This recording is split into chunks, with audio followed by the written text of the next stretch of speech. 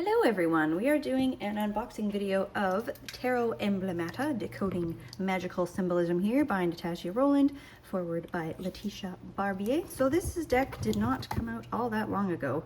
Was this a 2025, 2026? From the point of recording this. Anyway, I have not opened this yet. We are about to crack into it together. This deck, from what I can see, from what I have seen of it, is definitely not my standard deck type purchase or something that I would necessarily be drawn to. But in the name of me expanding my collection, I'm no longer purchasing anything that is too similar to something I already have, or at least I'm trying to, with a few exceptions, because there are always, of course, a couple of historical reproductions that one can never have too many of. Anyway, so as you can see here on the back, this deck has symbols. They are emblems, I guess you could say.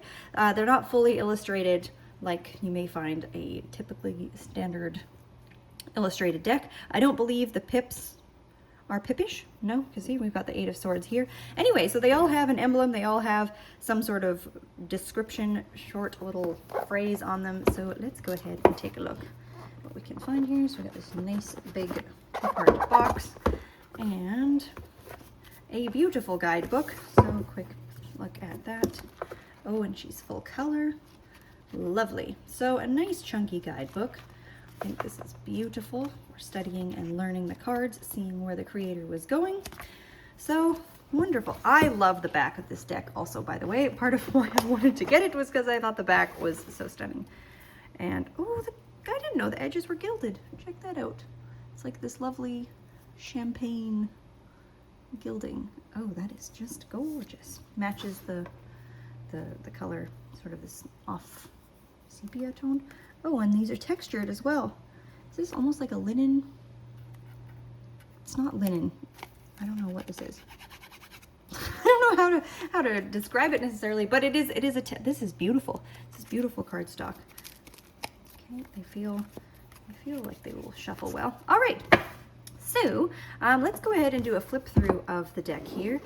Take a quick look at all of the cards, and then we can come back for a short chat here afterwards and see what we have inside of the box. So let's zoom in and take a peek at these cards.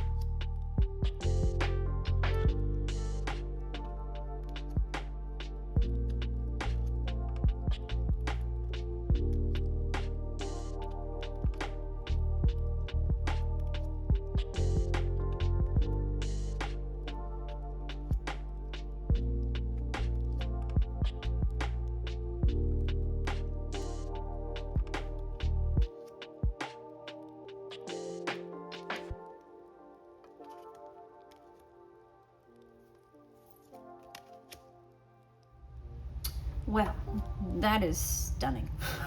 That is really beautiful. I am very excited to try working with this. This by no means seems to be just your regular standard tarot deck. I think it will have a very unique voice in terms of how it reads.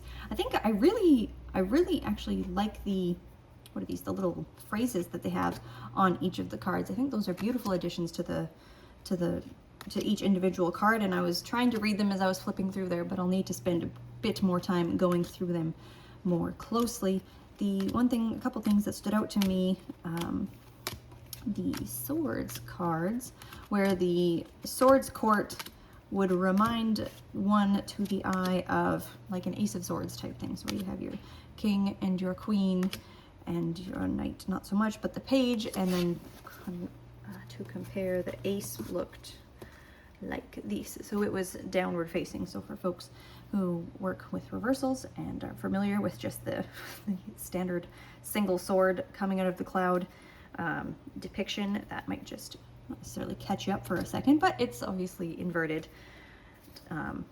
to how it is in our Rider-Waite-Smith tarot. So I did just take a quick look at the book there as I paused the video. So it is from 2025, and it what else did I want to say here? So from the guidebook, Tarot Emblemata represents the evolution of emblem designs through history and their enchanting, transcendent, and universal power for taking new form. The written interpretations are accessible for tarot beginners and those familiar with the Rider-Waite-Smith system, while at the same time refreshing for more experienced readers who are looking for an alternative take on the cards drawn from the Renaissance wisdom of the mottos and symbolism of Emblemata. So I was also saying, this is very cool here. So where was it saying this? Given, wondered if these Renaissance emblems were a source of inspiration for Pamela Coleman Smith's artwork for the Rider-Waite deck. For example, see how these emblems depict the quintessential offering of the wand, sword, pentacle, and cup offered by the hand of the divine from within a cloud, which is classic RWS imagery. So this is quite cool. I know nothing about what what this creator has looked into here and studied and put together for this deck, but it definitely feels very well researched and very intentional with which emblems and which phrases, I guess, were put on each of the cards. So I am very excited to work with this. It's incredibly different from anything I have in my collection, and I don't intend to use it as a standard tarot, but for, I don't know, perhaps as a one card to complement a reading. I could definitely see working with larger spreads with this deck. It just feels like it's one of those ones that will surprise you working with it. I'm really intrigued by simplicity. One of the cards that also really stood out to me was Temperance. Did you read that as it popped by? That I thought was quite incredible. Hermit Justice, let's keep it moving here. Temperance, there we go. Carry fire in one hand and water in the other. Damn. Okay, I cannot wait. Anyway, this was meant to be just a rather quick video unboxing this deck, as I don't have any experience working with it here, but I will, and I will probably make another video on it at a later date once I have a chance to work with it. But it's stunning. I really like the cardstock. I think it will shuffle well. It really looks like it's made to stand up over time. The cards are thick, but not that too thick, and it's got that beautiful, can you see that on the video? I don't know if it's showing up, texture to the cards that give it a little bit of grip, and these gorgeous gilding, which is not, you know, sometimes when you get a gilded deck and they're starting to chip already, this actually looks like it will hang on there. So okay, just to stitch this in here quickly, it shuffles. It shuffles beautifully. Let me just try doing a riffle shuffle here once I shut the camera off. But yeah, it's great. I really like this cardstock. I really like the construction of this deck. Lovely. Very happy with the construction of the deck, with the box that it comes with, and of course this gorgeous guidebook. So looking forward to working with it and seeing where it takes me. Okay, hope you have enjoyed this quick video. Let me know your thoughts down below. Do you like it? Have you worked with it? Have you seen this before? Is this your jam? Always delightful to chat with other card slingers. With that, I hope you have a wonderful rest of your day, and talk to you with the next video.